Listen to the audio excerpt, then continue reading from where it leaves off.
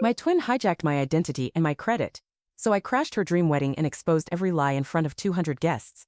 Lena and I looked exactly the same in every way except when it came to ethics. For 23 years we had shared nearly everything. Our clothes, our circle of friends, and at times even our casual flings. But what I didn't know was that she had also helped herself to my social security number. I only found out when I was denied an apartment I had been dreaming about. The landlord stared at me like I was a train wreck. "Miss, your credit score is 3-4. You have $46,000 in unpaid debt across 18 accounts." I froze. I had never even had a credit card before. That night I checked my credit report and I nearly vomited. Lena had opened 18 accounts under my name over the past 3 years. She bought a BMW, paid for grad school, went on luxury vacations, and basically lived off credit, while I was working long shifts at a restaurant just to save for my future. The most painful part, she was living it up in a luxury loft downtown with marble countertops while I was cramped into a tiny studio with 2 roommates who refused to do their dishes. When I confronted her the next morning, she didn't even try to lie. "I needed the money," she said, not a hint of shame as she casually chewed on a perfectly manicured nail. "We're twins," she added. "What's mine is yours, right? I thought you'd understand." "Lena, you destroyed my financial life," she shrugged like I was overreacting about a borrowed jacket. "You'll figure something out, you always do. You're the responsible one, remember." For 6 miserable months, I did everything I could to fix it. Fraud complaints, police reports, legal consultations. But Lena had been careful. She knew my social security number, the name of my mom's first daughter, even my first pet's name, everything she needed to pass as me to the banks. Investigators told me that proving twin identity theft without footage of her in the act was nearly impossible. It was her word against mine, and she'd covered every trace. Then in the fall, Lena got engaged. Her fiancé Daniel was a successful banker who thought he was marrying the sweet, responsible version of Lena. The same Lena who was now using my stolen identity to fund their fairy tale wedding. I didn't find out until she mailed me a fancy invitation in a gold envelope. "I want you to be my maid of honor," she told me over coffee, beaming. "We're family, we should celebrate together." That's when it hit me like a ton of bricks. The justice system wasn't moving fast enough, but there were other ways to make things right. I decided it was time for revenge. Daniel had no clue who he was really marrying. Lena had crafted a perfect persona. She told him she was debt-free, had great credit, and worked full-time as a volunteer coordinator for a nonprofit. What she left out, that she'd never kept a steady job longer than 3 months. Over the next 6 months, I became the sister she always assumed I'd be, helpful, smiling, involved in every step of the wedding. Since she was so busy with her nonprofit, I stepped in to handle the vendors. I even insisted on paying some deposits up front to help them stay organized. Daniel thought this was amazing and constantly praised Lena for having such a generous sibling. Pictures of me in my work uniform, exhausted after working double shifts, posts about choosing between paying for groceries or filling up my gas tank, photos of my cramped apartment, secondhand furniture, and the mattress I slept on directly on the floor. The contrast between our lives was both infuriating and surreal.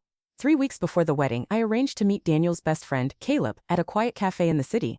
But what he didn't know was that I was documenting everything and protecting myself. With help from a lawyer friend, I added detailed accountability clauses to every contract I signed. Every payment came with full documentation showing who paid and who was financially responsible.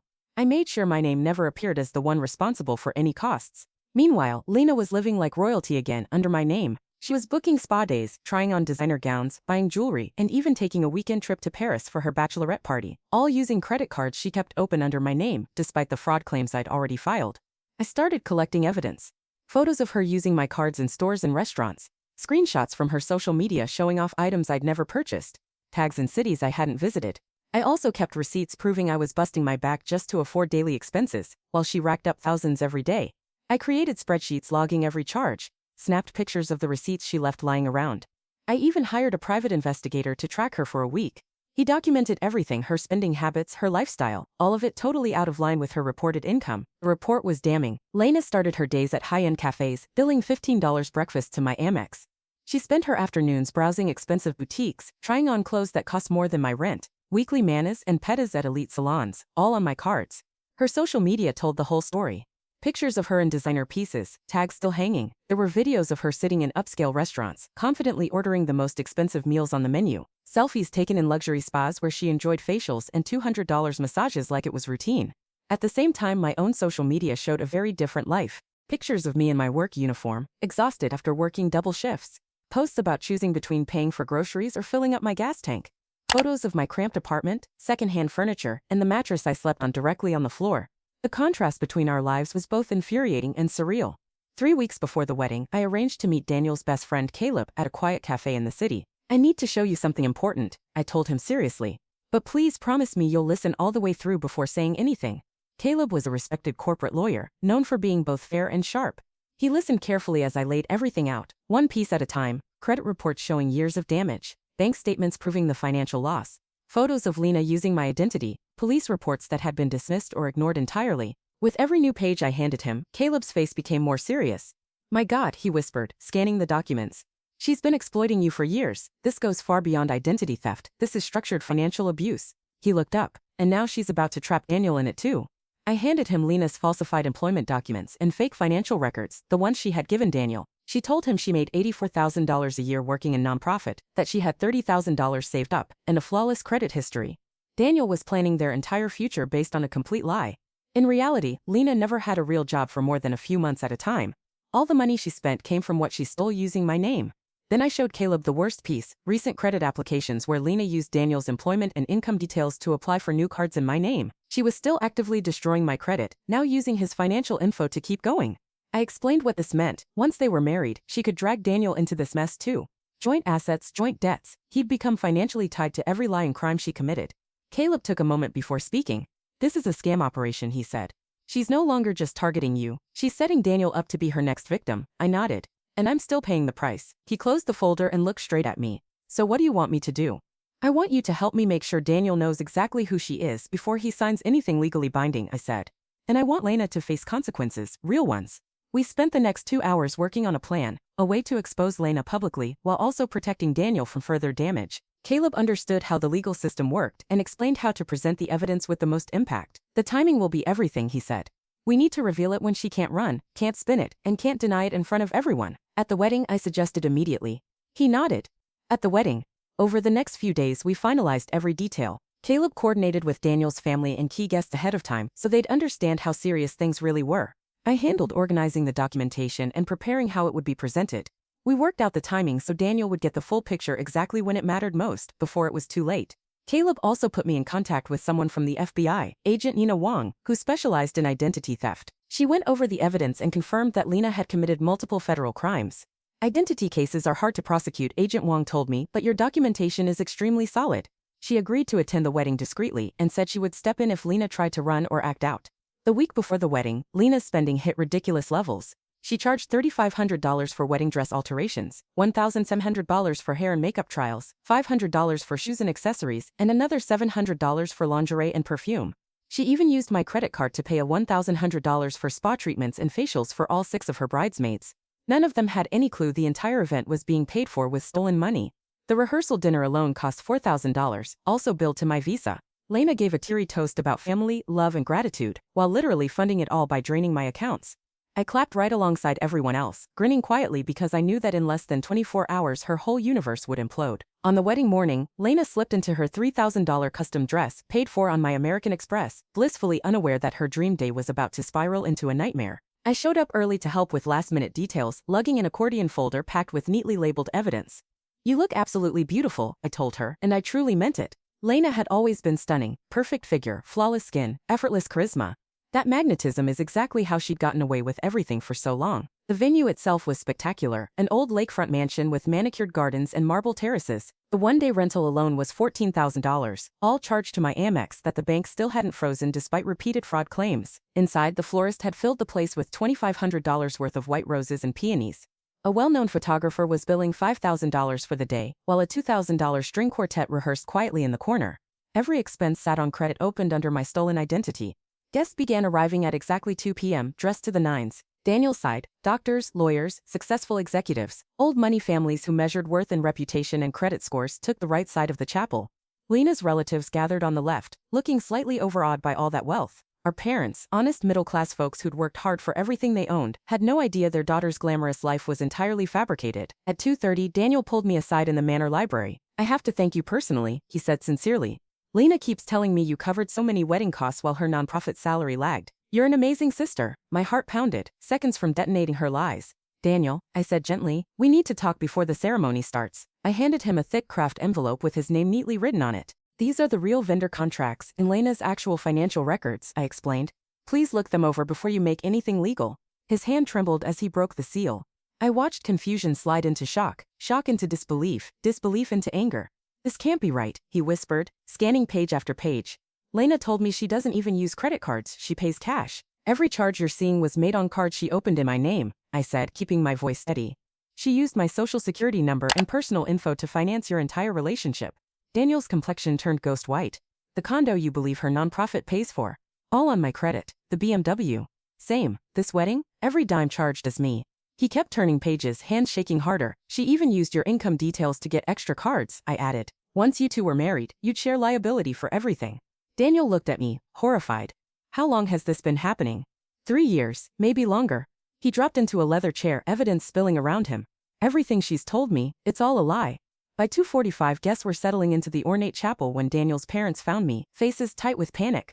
Daniel mentioned serious irregularities, his mother said, voice strained. I laid out the documents, credit reports showing years of fraud, rejected police complaints, proof their future daughter-in-law had bankrolled the entire relationship with my stolen identity. Daniel's father, himself a prominent attorney, inspected each page with professional care. This looks like organized criminal fraud, he muttered, multiple federal violations. If Daniel marries her, he could be on the hook as an accomplice.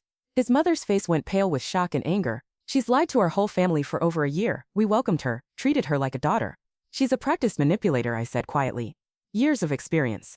Daniel joined us, his face tense and set with sharp determination. I've made my decision, he said. This wedding will not happen, and Lena is going to face the consequences of what she's done. Where exactly is Lena getting ready right now? Daniel's father asked in a calm, cold voice, the kind powerful men use when they're about to destroy someone's life without raising their tone. The bridal suite was upstairs, on the second floor of the mansion overlooking the gardens. Lena was getting her makeup done by a professional, surrounded by 5 bridesmaids in lavender silk, and her mother who was wiping away happy tears. Lena, I said softly as I knocked and entered the room. We need to talk in private right now. She looked absolutely radiant, glowing with confidence and joy. Even as I shut the door and politely asked everyone to give us a moment, she didn't sense the storm heading her way. What's wrong? She asked, tilting her head. You look so serious. Are you nervous about the ceremony? Don't worry, everything's going to be perfect. I held out a credit card. $12,000, I said calmly. That's how much you charged just last month, all in my name. This ends today. Lena barely glanced up. She waved a dismissive hand and turned slightly. Honestly, I don't know what you're talking about. It's my wedding day. Can't we just talk about this later? I still need to finish getting ready. The vendor contracts for this entire wedding are under my name, I said clearly. That means I'm the one legally responsible if those bills don't get paid. But here's the thing, Lena. I never signed a single contract. I never approved a single charge. For the first time, something flickered across her perfectly made-up face. Doubt. What are you even talking about? She asked, her tone tightening. You handled the wedding using credit cards you opened illegally with my name, my social security number, my personal info. I said you've been impersonating me for years. That's federal crime. Her confident look started to falter. You're overreacting, she said. I just borrowed some money, that's all. I'll pay you back. $50,000, I said flatly. You stole 50 grand from me and used Daniel's income to open even more credit in my name. She stood up quickly, the dress flaring around her. You're just jealous and trying to ruin my wedding day. Lena, I said calmly, I need you to confess. To Daniel, to his family, to everyone downstairs. You need to tell them what you did to me, to my credit, to my life. She let out a shaky laugh. Fake, cracking, you're being ridiculous. It's my wedding. I'm not confessing to anything because I didn't do anything wrong. Actually, I said gently, this is the day you finally face the consequences of 3 years of fraud. I pulled out my phone and showed her a text message, standing by for your signal. Agent Wong. Lena's face drained of color. You called the FBI? I called the FBI, I repeated. At exactly 3 p.m., the scheduled start time. Daniel's groomsmen were stationed at every exit of the mansion, while Daniel himself stood at the altar, holding a wireless mic instead of waiting for a bride. Ladies and gentlemen, he began, his voice calm but firm, echoing through the chapel. Before we begin, I have an important announcement to make. Lena appeared at the back of the aisle in her stunning dress, her smile fading into confusion, then rapidly into panic as she realized something was very, very wrong. I've been shown undeniable proof, Daniel continued, holding up the folder filled with documents, that my fiancé has been living an elaborate lie, not only to me, but to every single person gathered here today. He raised the file high. For the past 3 years, Lena has been systematically stealing the identity of her twin sister. She accumulated nearly $50,000 in fraudulent debt in her sister's name. She never held the nonprofit job she claimed. She never had the savings she talked about. Everything, this relationship, this wedding, was built on fraud. Gasps and whispers spread like wildfire. Guests turned toward Lena, who stood frozen in the aisle. She suddenly started walking toward the altar, panic etched into her face. Daniel, please, let me explain. This is just a huge misunderstanding. The woman standing there, he said, stepping back, is the same one who committed federal crimes under her sister's name, and she planned to make me an unknowing accomplice once we were married. I refuse to legally bind myself to someone who's used my information to commit financial fraud. Daniel's parents looked furious. Our parents looked devastated. The bridesmaids stared, mouths open, their bouquets hanging forgotten, but I wasn't done yet. I stood from the front row, slowly turning toward the crowd. Lena, I said, my voice steady and loud enough to cut through the stunned silence. You now have two options. You can confess right here, right now, and work with me to repair the damage you've caused. Or I give the signal to the FBI agent waiting in the parking lot, and they'll arrest you in front of everyone you know. Lena's entire expression collapsed. The weight of reality finally hit her. She looked around helplessly, the disgust on Daniel's face, the rage on his parents, the silent horror on our mothers, and the dozens of guests pulling out their phones to record every second of her downfall. I never wanted any of this to go so far, she whispered into the microphone, her voice cracking twice. Tell them everything, I replied, calm but immovable. Spell out exactly what you did, and for how long. What followed was the most thorough, most humiliating confession I have witnessed in my entire life. Lena admitted she had opened numerous credit lines in my name using my social security number. She admitted living off my credit for years, funding her car, vacations, shopping sprees, even this wedding. She admitted lying about her job, her salary, her savings, her entire financial story. She admitted forging my signature dozens of times on high-value contracts. She outlined how she memorized my personal details and used them to charm bank clerks into thinking she was me. She explained how she stole mail and shredded receipts so I would never see statements. She even confessed to tanking apartment and loan applications in my name so the paper trail stayed muddled. The confession went on for almost 20 minutes. Crime after crime echoed through the silent chapel. Finally, Daniel's father rose, face red, fists tight. This wedding is officially canceled, he announced. Security will escort anyone who wishes to leave. Within minutes, half the congregation rushed for the doors, eager to dissociate from the scandal. The rest hung back, morbidly fascinated by the social and financial implosion unfolding up front. Daniel strode to the altar, removed his boutonniere, and let it fall at Lena's feet. It's finished, he said. Quiet, final. I'll be filing a full police report. You used my income and employment details to open extra cards under your sister's name. That makes me a victim too. Lena sagged into a chair, still in her gown, mascara and foundation streaking down her cheeks as she struggled to breathe. Our mother stepped forward, shame and sorrow etched across her face. Lena, how could you do this to your own sister, to your family? Between sobs, Lena choked. I never meant to hurt anyone. I just needed money. It looked so easy. Easy, I echoed, destroying my credit, wrecking my future, stealing my identity. That was easy for you. You always had everything planned, she shot back, bitterness rising. Good grades, good job. Everyone said you were the responsible one. I just wanted nice things too. So you stole them from me. My voice stayed level, but inside I was shaking, and my revenge was still incomplete. The reception, 200 guests, 5-course gourmet dinner, premium open bar, live band, towering floral centerpieces, was scheduled to start right after the ceremony. Every charge for that event sat on the fraudulent cards Lena opened in my name. I found the catering manager in the kitchen overseeing final prep. We need to discuss today's payment, I said evenly. She looked startled. Everything's paid. Lena arranged it months ago through our payment plan. I produced the vendor contracts. Each carried liability clauses I'd crafted with a lawyer. All of this, I explained, was charged to fraudulent cards. Federal agents are already involved. Her expression shifted from confusion to alarm. What does that mean for us and for tonight? It means Lena is personally responsible for every dollar, I said. Because the cards are fraudulent, you'll need full payment from her before serving a single canapé or pouring one drink. The manager phoned her supervisor. The supervisor rang the venue owner. The owner called his lawyer. Within an hour, Lena faced an immediate bill, $22,000, payable on the spot. I watched, satisfied, as she frantically tried to reassure the increasingly angry staff that she could handle it, that she just needed time.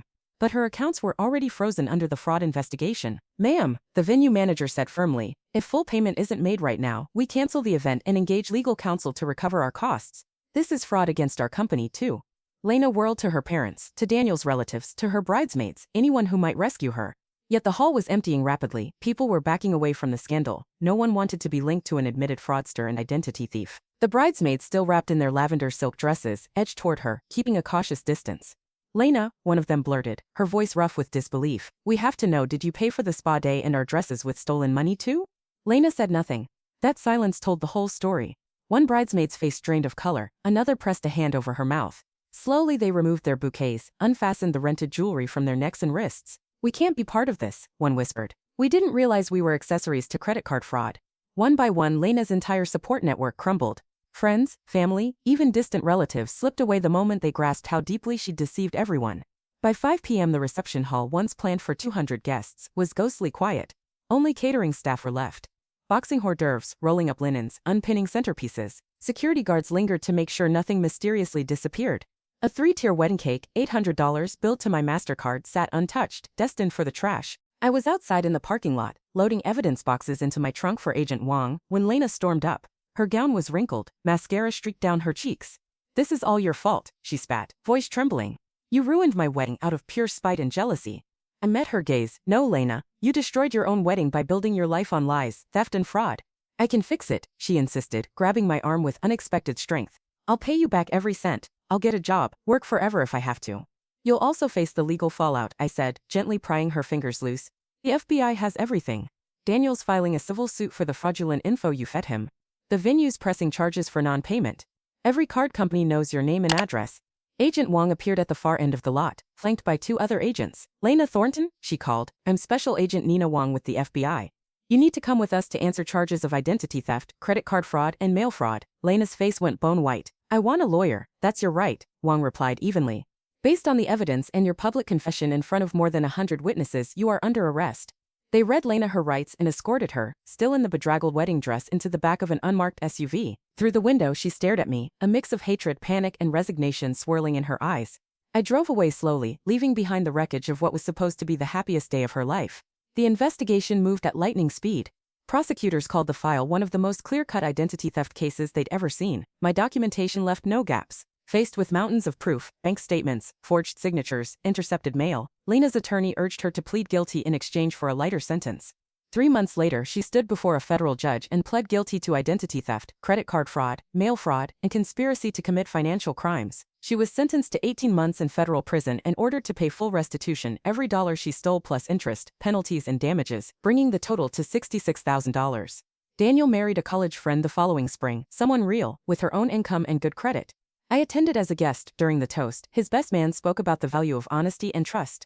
Everyone who'd witnessed Lena's fiasco understood exactly what he meant. My credit was fully restored, my name cleared, and my finances finally placed back on solid ground, proving that sometimes justice really does catch up. It took nearly 2 full years of paperwork, endless phone calls, and legal back and forth, but eventually every fraudulent account was shut down, and all negative marks were erased from my credit report. The apartment I'd been denied before? It was approved immediately once my real credit profile was restored. I moved in 6 months after Lena went to prison. Finally able to afford the home I'd dreamed of all along.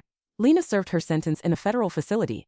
According to our mother, prison life was rough on her. She wasn't used to not having money, luxury, or a way to manipulate others into giving her what she wanted. And now, Lena was released 8 months ago.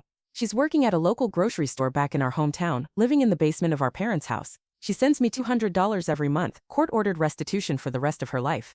Each payment comes with a handwritten note that says the exact same thing: "I'm sorry for what I did to you. I know I can't undo the damage, but I'm trying to make things right." No, it's not enough to fix what she broke. Years of stress, humiliation, the financial fallout, the time I lost rebuilding my name. But it's something. It's accountability. It's a start. Sometimes I run into her at the grocery store. When she sees me, she always turns away, unable to meet my eyes. She knows everyone in town knows what she did. Her reputation never recovered. As for Daniel, he's now happily married and expecting a child. He thanks me often for pulling him out of a marriage that would have been a disaster, built on lies. Lena never got married. According to our mom, she hasn't dated anyone since getting out of prison. It's hard to build relationships when you've been convicted of federal fraud and everyone knows you once stole your own sister's identity. That whole experience changed me in a way I still don't fully know how to describe. I learned that sometimes when the system fails, you have to take justice into your own hands. I learned that family loyalty has limits, especially when that family member actively tries to ruin your life. But most of all, I learned that revenge, when carried out carefully and completely, can feel a whole lot more satisfying than forgiveness. Lena destroyed my credit, but I ruined her future. She stole my identity for 3 years, but I made sure she'd spend the rest of her life paying for it. And every month, when that $200 check arrives with another apology, I'm reminded some choices come with permanent consequences. Lena learned that lesson in front of everyone who mattered to her, on what was supposed to be the best day of her life, and honestly, I sleep better knowing justice was finally served, even if I had to be the one to make it happen.